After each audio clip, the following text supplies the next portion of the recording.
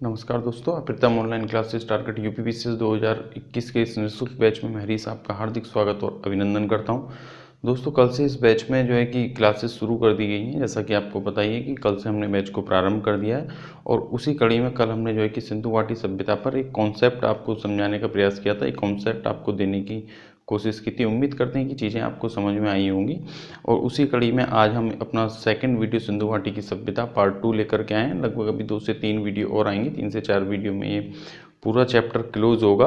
तो सिंधु घाटी सभ्यता के आज सेकंड चैप्टर में हम देखेंगे उसका क्रमिक विकास, वे पुरातत्ववेत्ताओं द्वारा, इतिहासकारों द्वारा उस सिंधु घाटी सभ्यता को लेकर के जो विभिन्न विभिन्न इसलिए क्योंकि अलग अलग प्रकार के मत इतिहासकारों द्वारा दिए गए हैं। इस पर कोई इसके क्रमिक विकास पर, इसके कालक्रम को आज हम समझने का प्रयास करेंगे और साथ ही हम देखेंगे कि पूरी सिंधु घाटी सभ्यता में जो नगरीय स्थल हैं वो कौन कौन से हैं। देखिए, पूरी सिंधु घाटी की सभ्यता या पूरी हड़प्पा सभ्यता नगरीय सभ्यता नहीं थी। नगरीय सभ्यता उसको इसलिए कहा गया कि कुछ स्थल, जैसे कि लगभग 2000 के आसपास स्थल अब तक उत्खनन के बाद प्राप्त हो चुके हैं सिंधु घाटी सभ्यता से संबंधित। लेकिन वो लगभग 2000 या 1500 से 2000 के बीच जो प्राप्त हुए हैं वो सब तो हमको पढ़ने नहीं है। हमको परीक्षा के दृष्टिकोण से जो 7-8 महत्वपूर्ण हैं, बस 7-8 से लेकर मतलब 7-8 तो नगरीय हैं जो कि विशेष महत्वपूर्ण है। इसके अलावा हमको 8-10 और मतलब कुल मिला के 15-16 हमको परीक्षा के दृष्टिकोण से पढ़ने, तो उनको ही हमें देखना है। तो उनमें से मात्र अगर देखा जाए तो पूरे स्थल में से ऐसा नहीं है कि पूरी की पूरी ये नगर बसा हुआ था, लेकिन अब कुछ 6-7 स्थल ऐसे हैं जिनको नगर की संज्ञा दी गई है, जहाँ पर नगर जैसा विकसित अवस्था में जो पाए गए थे। तो हम उनको देखेंगे कि किस किस स्थल को नगरीय स्थल के रूप में समझा गया है। तो आइए शुरुआत करते हैं हम अपने सिंधु घाटी सभ्यता में कि पार्ट 2 की। और सिंधु घाटी सभ्यता जैसा कि आप देख रहे हैं दोस्तों, इसके सबसे पहले विद्वानों के मत को अगर हम देखें, सिंधु घाटी सभ्यता के मत में अगर हम विद्वानों का मत देखें तो देखिए इसको 3 नामों से जाना जाता है।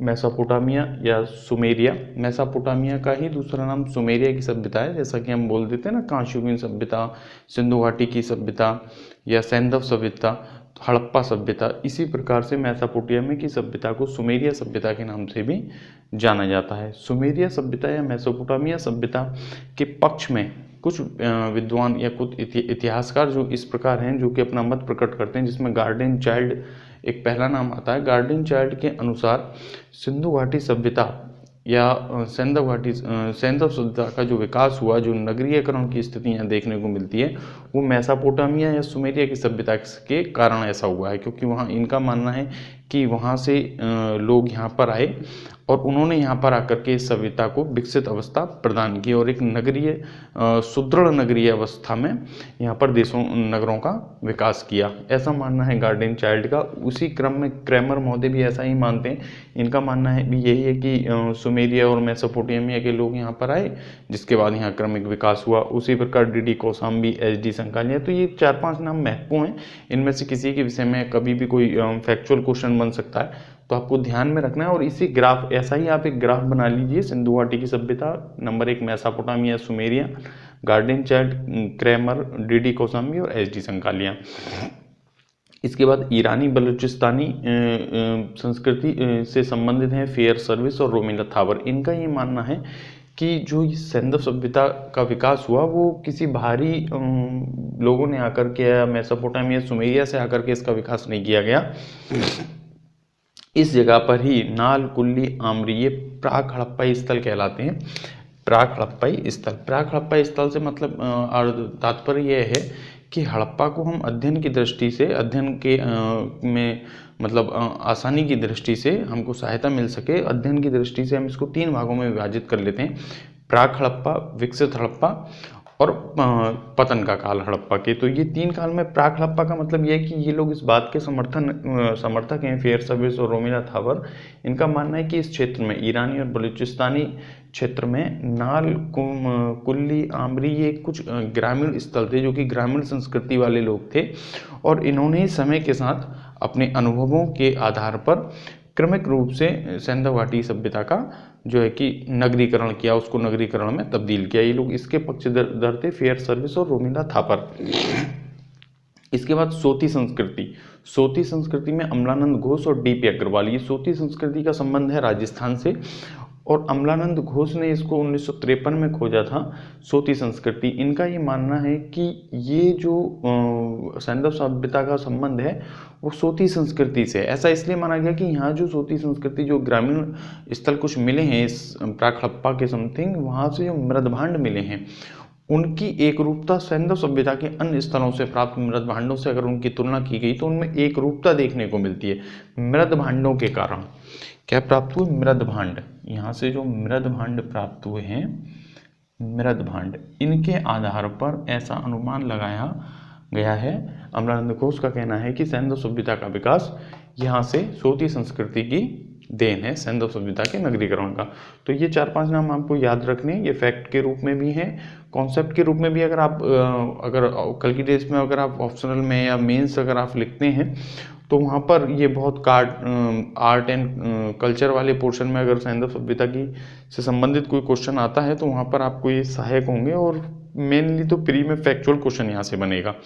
ठीक है, तो किसी इन नामों को आपको विशेष रूप से ध्यान रखना है। उसके बाद में अगर हम इसके कालक्रम की बात करें, शायद आपको उतना अच्छा ना दिख रहा हो इसलिए मैं बोलता भी चल रहा हूँ, तो आप लिखते चलिएगा। अगर हम कालक्रम की बात करें तो जॉन मार्शल के अनुसार 3250 से 2750 ईसा पूर्व के आसपास सैंधव सभ्यता का अस्तित्व था। मतलब सैंधव सभ्यता का जो अस्तित्व का काल है वो 3250 से 2750 ईसा पूर्व जॉन मार्शल के अनुसार, MS वत्स माधव स्वरूप वत्स के अनुसार 3500 से 2700 ईसा पूर्व, और मेके महोदय के अनुसार 2800 से 2500 ईसा पूर्व, और इसी प्रकार व्हीलर महोदय के अनुसार 2500 से 1500 ईसा पूर्व क्या समयावधि को माना गया है, जो कि सैंधव सभ्यता का कालक्रम है। इसी क्रम में फेयर सर्विस के अनुसार 2000 से 1500, और सी कार्बन डेटिंग पद्धति ये महत्वपूर्ण है। इसी के वर्तमान में यही सर्वमान्य तिथि है 2350 ईसा पूर्व से 1750 ईसा पूर्व। ये 4-5 नाम है, ये भी कॉन्सेप्ट मतलब फैक्ट बेस पर आपसे कुछ भी देखिए। कई विद्वान और भी हैं जिन्होंने अलग अलग मत दिए हैं।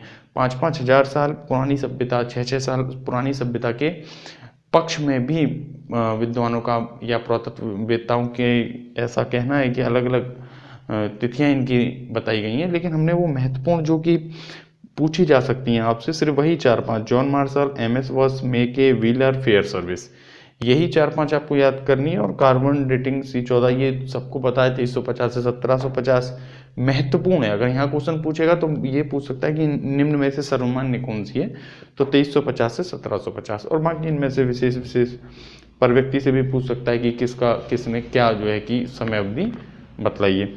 तो उम्मीद करते हैं कि इतनी चीज़ें आपको समझ में आ गई होंगी। इसको हम रब कर दे रहे हैं और आगे की चीज़ें आपको बताते हैं। इसके बाद ये इतनी चीज़ें आपने नोट कर ली होंगी, और उसके बाद अगर हम देखें सिंधु घाटी सभ्यता में अगर हम नगरीकरण की बात करें तो पूरी की पूरी सिंधु सभ्यता नगरीकरण नहीं था, ग्रामीण स्थल थे, अधिकांश ग्रामीण स्थल थे।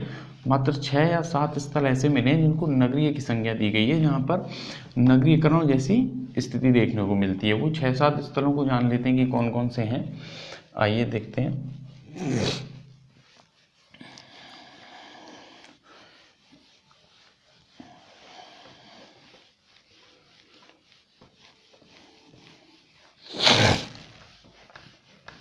देखिए 6-7 स्थल जो जिन्हें नगरीय की संज्ञा दी गई है वह इस प्रकार हैं, नोट करते चलिएगा आप लोग भी। अगर देखिए कल हमने आपको जो मैप से बताया था उसका फ़ायदा हम यहाँ पे आपको बताते हैं कि मैप से फ़ायदा क्या होता है। देखिए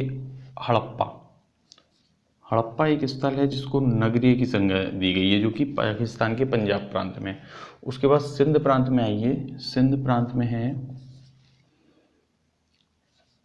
मोहनजोदड़ो,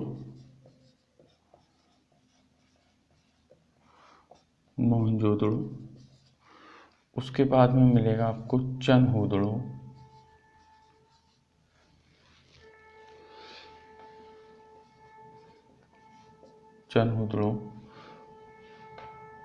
उसके बाद में आइए गुजरात में लोथल, चौथा लोथल हो गया। 5वां देखिए लोथल के बाद धौलावीरा, ये भी गुजरात में है धौलावीरा। और 6वां हम देखें हरियाणा में बनवाली, और 7वां राजस्थान में काली बंगा। तो ये वो 7 स्थल हैं जिनको नगरीकरण की संज्ञा दी गई है। तो देखिए ये इसका मैप का फ़ायदा ये होता है कि हमारे दिमाग में है पंजाब में हड़प्पा है, अगर हम बात करें सिंध प्रांत में अगर हम आएंगे उसके बाद तो मोहनजोदड़ो चनोदड़ो मिलेगा, और अगर हम उसके बाद में गुजरात में आएंगे तो लोथल, धोलावीरा, हरियाणा में बनवाली, कालीबंगा। तो इस तरीके से अगर हमारे दिमाग में हैं चीज़ें तो हम आसानी से उनको करने में सक्षम होते हैं। तो ये 7 स्थल हैं। आइए अब इनको एक एक करके हम स्थलों को देखते हैं। आज हम मोहनजोदड़ो को देखते हैं। और देखिए मोहनजोदड़ो और हड़प्पा, इनको हम देखेंगे तो पहला स्थल है हड़प्पा। हम बोलते चलेंगे, इतना अच्छा आपको भले ना दिखे लेकिन आप नोट्स बनाते चलिएगा। हड़प्पा, हड़प्पा में आप इस प्रकार लिखें हेडिंग डाल करके, हड़प्पा हेडिंग डाल करके आप लिखेंगे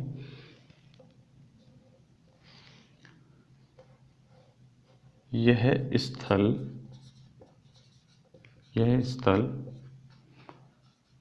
पाकिस्तान के पंजाब, यह स्थल पाकिस्तान के पंजाब प्रांत में स्थित मोंटगोमरी ऑब्लिक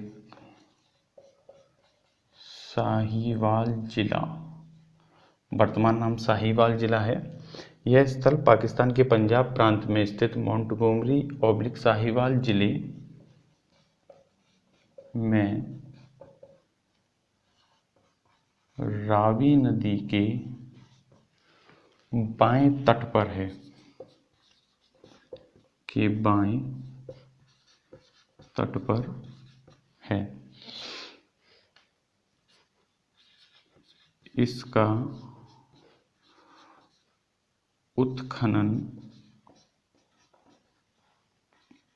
उत्खनन जॉन मार्शल के नेतृत्व में दयाराम साहनी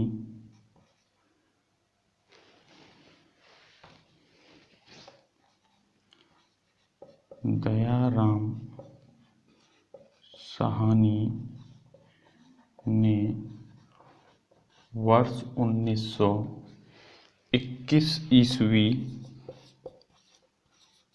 में किया था। हड़प्पा सभ्यता, हड़प्पा से किया था। यहाँ से ऐसे लिखिए, यहाँ से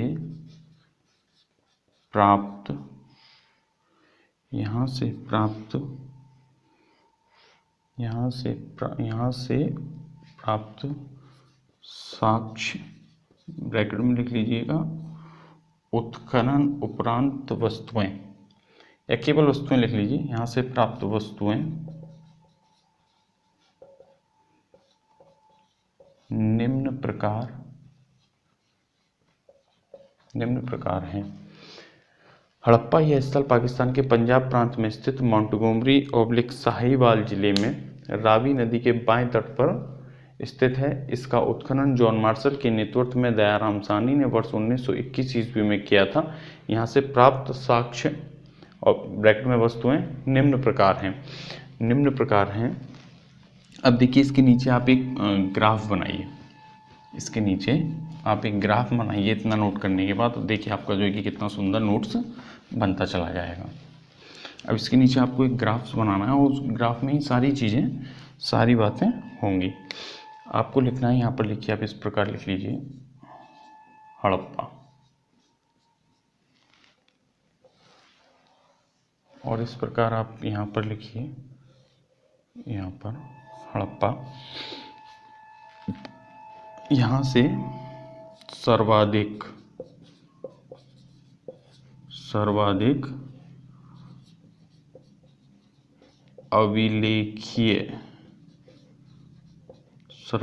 अभिलेखीय मोहरें प्राप्त हुई हैं। सर्वाधिक अभिलेखीय मोहर, उसके बाद तांबे की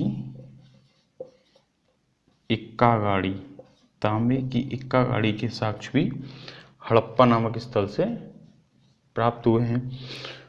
उसके बाद आप लिखिए यहाँ पर ही, एक बर्तन पर मछुआरे का चित्र या मछुआरे के अंकन के मछुआरे के चित्र का अंकन से प्राप्त बर्तन किस स्थल से मिला है, तो आंसर हो जाएगा आपका हड़प्पा। ये हो गया। इसके बाद में आप यहाँ लिख सकते हैं और चीज़ें देख लीजिए यहाँ से क्या मिली हैं। और यहाँ से मिला है कांसे का बना दर्पण, कांसे का बना दर्पण यहाँ से मिला है। इसके अलावा यहाँ से सिंगारदान यहाँ से मिला है। इसके अलावा यहाँ से एक बोतल से काजल का साक्ष्य मिला है, देख लीजिए। अच्छा, यहाँ थोड़ा सा आप सबको सावधान रहने की ज़रूरत है, क्योंकि जब हम अभी आगे चनूदड़ों पढ़ेंगे तो आप देखेंगे कि ये साजो सज्जा का सामान अधिकांशतः चनूदड़ों से मिलता है, जैसे कि इत्र है, कंगा है।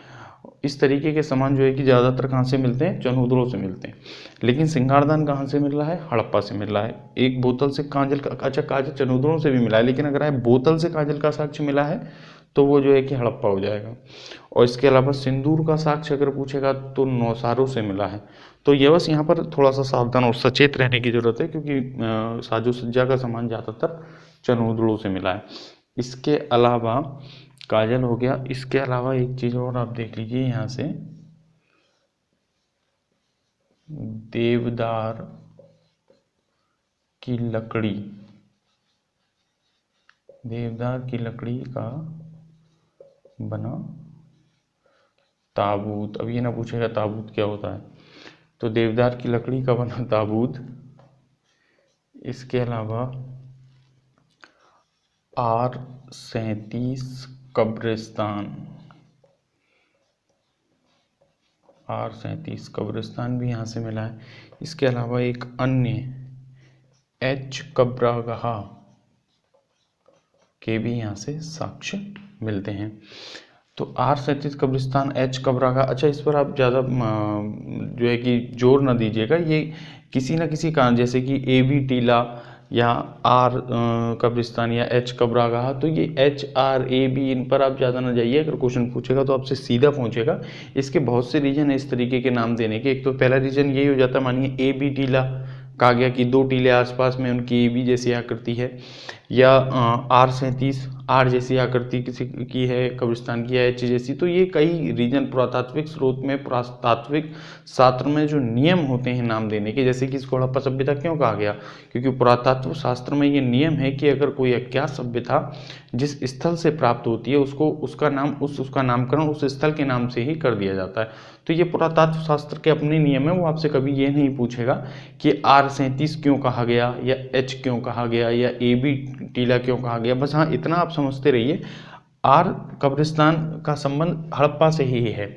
लेकिन जो ये H कब्रगाह है, यह इस बात को स्पष्ट करता है कि H कब्रगाह बिल्कुल भिन्न, जो भी कब्रें सिंधु घाटी सभ्यता से मिली है उससे बिल्कुल भिन्न है। इससे ये जो है कि माना जा सकता है, ऐसा अनुमान लगाया गया है कि निश्चित रूप से हड़प्पा के पतन के बाद वहाँ पर कोई दूसरा जनसमूह आकर के बसा होगा, जिससे कि संबंधित ये H कब्रगाह होगा। क्योंकि और अन्य जगह पर जो भी मिले हैं वो R37 जैसे मिले हैं, जबकि H कब्रगाह बिल्कुल सिंधु सभ्यता में कहीं नहीं है। तो ऐसा अनुमान लगाया गया कि कहीं ना कहीं ये जो है कि एक दूसरे जनसमूह का प्रतिनिधित्व करता है, दूसरे जनसमूह से संबंधित है। इसके बाद ही एक चीज़ और आप लिख लीजिएगा, यहाँ लिख देते हैं, आ रहा है ना, हाँ। यहाँ आप लिख लीजिएगा कि एक मोहर पर स्त्री के गर्भ से निकलते पौधे का अंकन, पौधे का अंकन। एक इस प्रकार की मोहर हड़प्पा से मिली है जिस पर एक इस तरीके का अंकन हुआ है कि इस तरीके के गर्भ से निकलते पौधे की आकृति का अंकन हुआ है, जिससे यह अनुमान लगाया गया कि ये लोग उर्वरता या शक्ति के रूप में मातृ देवी की पूजा किया करते थे। और एक चौथा है, लिख लीजिएगा, एक और स्थल है यहाँ से जो है कि वो है आपका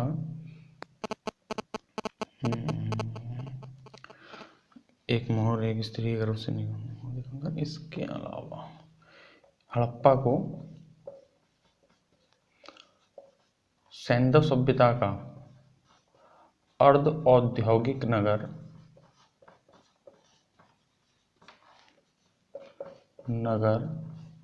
व तोरण द्वार भी कहा जाता है। उम्मीद करते हैं इतनी चीज़ें आपको समझ में आ गई होंगी। बस इस प्रकार वो उतना लिखने के बाद अगर ये ग्राफ बना लेंगे तो ये ग्राफ आपका मेंस में भी काम रहेगा। बस आपको करना क्या है कि बस इस ग्राफ को आप जो है कि याद रखिए, इसको याद कर लीजिए, बिना देख करके लिखने का प्रयास कीजिए, बनाने का प्रयास कीजिए। इसके बाद में कोई फैक्ट आपका बचेगा नहीं और ये आपको कॉन्सेप्ट में भी, मेंस लिखने में भी आपको बहुत मदद करने वाला है। क्योंकि अब देखिए 400-500 पन्नों का मेंस, 400-500 शब्दों का तो मेंस लिखना नहीं होता, 150 शब्दों में, 140 शब्दों में, 200 शब्दों में आपको मेंस लिखना होता है। तो वहाँ पर इन्हीं इफेक्टों को अगर आप विस्तार से लिख देंगे, शब्दों में प्रयोग करके लिख देंगे, तो निश्चित रूप से आप एक अच्छे मार्क्स लाने में सक्षम हो पाएंगे। तो ध्यान रखिएगा, बस इतना ही आपको करना है।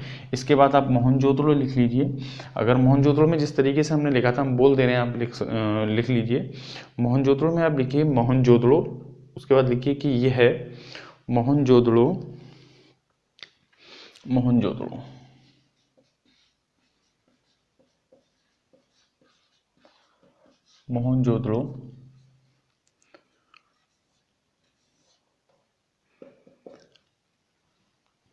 यह पाकिस्तान के सिंध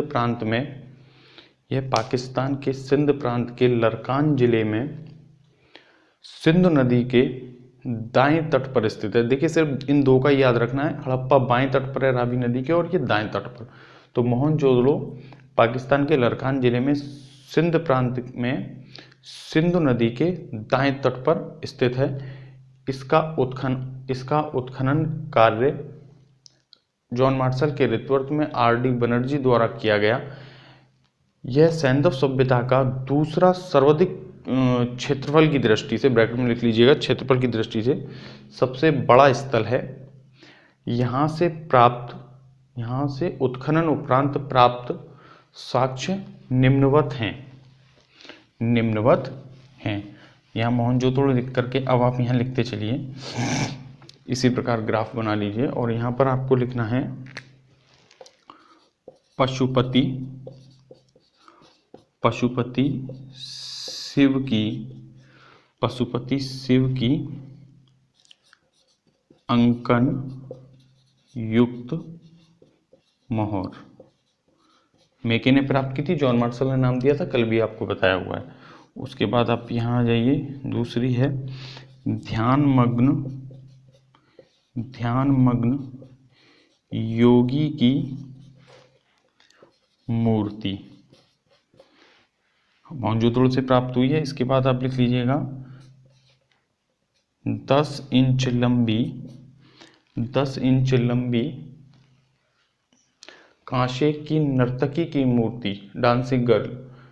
10 इंच लंबी कांसे की नर्तकी की मूर्ति जो कि प्रोटोस्टेलॉइड प्रजाति से संबंधित थी। ये ध्यान रखना, प्रोटोस्टेलॉइड प्रजाति से संबंधित थी, क्योंकि मोहनजोदड़ो एक ऐसा स्थल है जहाँ 40 से 50 हज़ार जनसंख्या हुआ करती थी। संभवतः ये सबसे बड़ा जनसंख्या नगर था जो है कि मोहनजोदड़ो, और मोहनजोदड़ो को सर्वाधिक जनसंख्या वाला नगर था। और लेकिन यहाँ पर जो कांसे की मूर्ति मिल रही है उसका संबंध किससे? प्रोटोस्टेलॉइड प्रजाति से। तो इसलिए यहाँ महत्वपूर्ण हो जाता है। और इसको स्टुअर्ट पिक्ड ने मोहनजोदड़ो को इसीलिए, ये इतना बड़ा स्थल था, इतना बड़ा नगर था कि इसको स्टुअर्ट पिक्ड ने हड़प्पा और मोहनजोदड़ो की जुड़वा राजधानी की संज्ञा दी हुई है। उसके बाद ये चीज़ें लिखनी, पशुपति शिव, ध्यानमग्न और 10 इंच की कांसे की मूर्ति, नर्तकी की मूर्ति। उसके बाद अगला देखते हैं। अगले में आप लिख लीजिए, आइएगा, दूसरा है सभा भवन। सभा भवन, उसके बाद महाविद्यालय,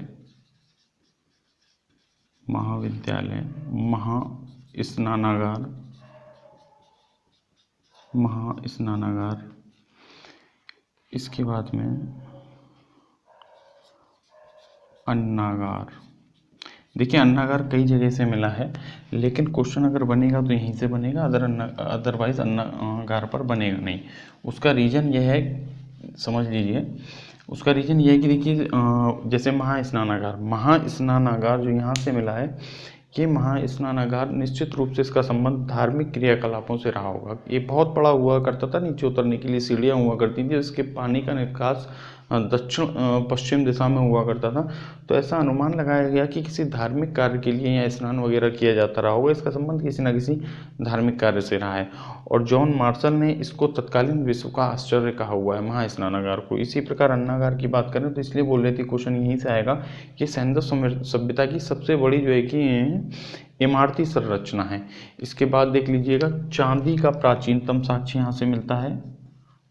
चांदी का प्राचीनतम साक्ष्य यहाँ से मिलता है, चांदी का प्राचीनतम साक्ष्य। इसके अलावा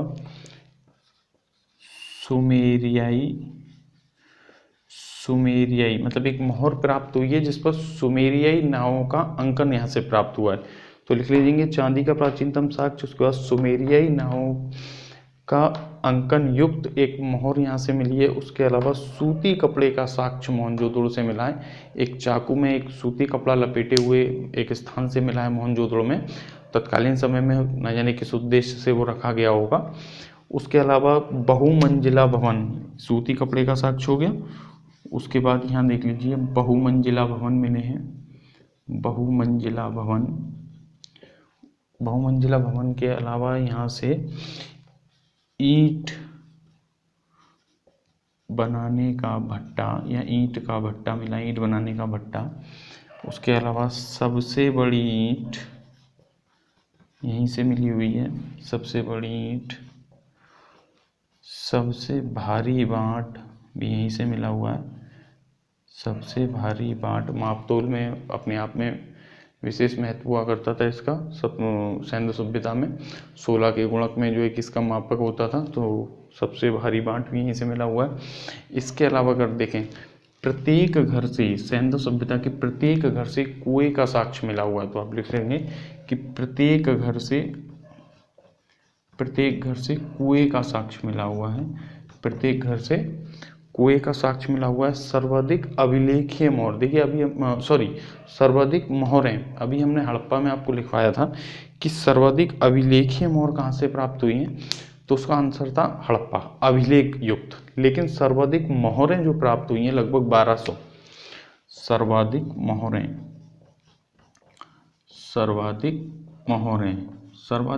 जो प्राप्त हुई हैं लगभग 1200, वो मोहनजोदड़ो से प्राप्त हुई हैं। सर्वाधिक मोहरें कहाँ से प्राप्त हुई हैं? मोहनजोदड़ो से। और हड़प्पा से सर्वाधिक अभिलेखीय मोहर। कुल सैंधव सभ्यता से लगभग 2500 मोहरें प्राप्त हुई हैं, जिसमें से अकेली 1200 मोहर मोहनजोदड़ो से प्राप्त हुई हैं। इसके अलावा यहाँ से कुषाण काल का, इसका सैंधव सभ्यता से कोई संबंध नहीं है।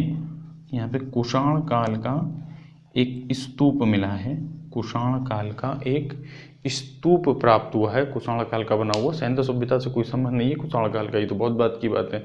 लेकिन यह कि उस स्थल पर बाद में, जैसा कि आप देखेंगे अभी हम, जैसे कि जॉन मार्शल ने कहा कि मोहनजोदड़ो 7 बार बाढ़ से डूबा एवं पुनः बसा था। तो इसी क्रम में डूबा बसा के क्रम में लगाइए कितनी उसकी परतें मिली होंगी। तो उसी प्रकार से काफ़ी सबसे बाद में, कई वर्ष बाद था, कुषाण काल का एक स्तूप था जो कि किसी कारणवश वो भी दब गया। आधुनिक युग आते आते 18वीं सदी आते आते और 20वीं सदी के प्रारंभ में जब इसका उत्खनन हुआ तब ये भी दब चुका था, लेकिन इससे काफ़ी नीचे सैंधव सभ्यता के स्थल मिले। तो कुषाण काल का कोई संबंध नहीं है उससे। उम्मीद करते हैं कि आप समझ गए होंगे। इसके अलावा देखिए मोहनजोदड़ो को मृतकों का टीला, यहीं लिख लीजिए इसको, मृतकों का टीला ऑब्लिक प्रेतों का टीला भी कहा जाता है। सिंध का बाग भी मोहनजोदड़ो को कहा जाता है। सिंध का बाग किसे कहा जाता है? मोहनजोदड़ो को कहा जाता है। इसके विषय में बस 2 बातें और हैं KUR कैनेडी महोदय के अनुसार इसका पतन मलेरिया के कारण हुआ था। जॉन मार्शल के अनुसार बाढ़ से हुआ था, 7 बार ये बाढ़ में डूबा हुआ पुनः बसा हुआ था। KUR कैनेडी महोदय के अनुसार मलेरिया, जैसे वर्तमान में कोरोना महामारी चल रही है उसी प्रकार कैनेडी महोदय का मानना है कि कुछ मलेरिया नामक एक महामारी फैली थी उस समय, और उस समय मलेरिया की, जैसे आज कोरोना की दवा नहीं हो सकता उस समय मलेरिया की दवा ना रही हो, और ये पूरी की पूरा नगर जो है कि उससे समाप्त हो गया। और स्टुअर्ट पिग्ड के विषय में हमने आपको बताया कि उसने मोहनजोदड़ो को हड़प्पा एवं मोहनजोदड़ो की जुड़वा राजधानी कहा है। अच्छा, एक चीज़ और लिख लीजिएगा, हड़प्पा वाले पोर्शन में हमने वहाँ एक चीज़ ध्यान से उतर गई थी कि हड़प्पा में एक जो पश्चिमी टीला है उसको एवी टीले की संज्ञा स्टुअर्ट पिग्ड द्वारा दी गई है, नहीं सॉरी मार्टिवल व्हीलर द्वारा व्हीलर महोदय ने पश्चिमी टीले को हड़प्पा के एवी टीला कहकर संबोधित किया है। उम्मीद करते हैं कि ये सारी चीज़ें आपको क्लियर हुई होंगी, और अब हम थोड़ा छोटा वीडियो बनाने का प्रयास कर रहे हैं जिससे लेक्चर ज़्यादा बड़ा ना हो और आप लोग बोर ना हो। तो जो 7 नगरीय नगर हमने आपको बताए थे उसमें से लगभग 2 नगर आज हमने कवर किए हैं। बाकी के 5 नगर जो हैं वो हम कल के वीडियो में कवर करने का प्रयास करेंगे, और कल ये नगर वाला पोर्शन खत्म हो जाएगा। बस उसके बाद में 1 या 2 वीडियो, उसके बाद 1 वीडियो लगभग और आएगा जिसमें जो छोटे छोटे अन्य स्थल हैं जहाँ से 1 या 2 चीज़ कुछ महत्वपूर्ण मिली हैं तो वो बता दिया जाएगा। तो उम्मीद है कि अगले 2 वीडियो में ये चैप्टर समाप्त हो जाएगा। चलिए इसी के साथ में मिलते हैं आपसे जल्द अगले वीडियो में, कल मुलाकात होती है। ठीक है, ओके बाय, धन्यवाद।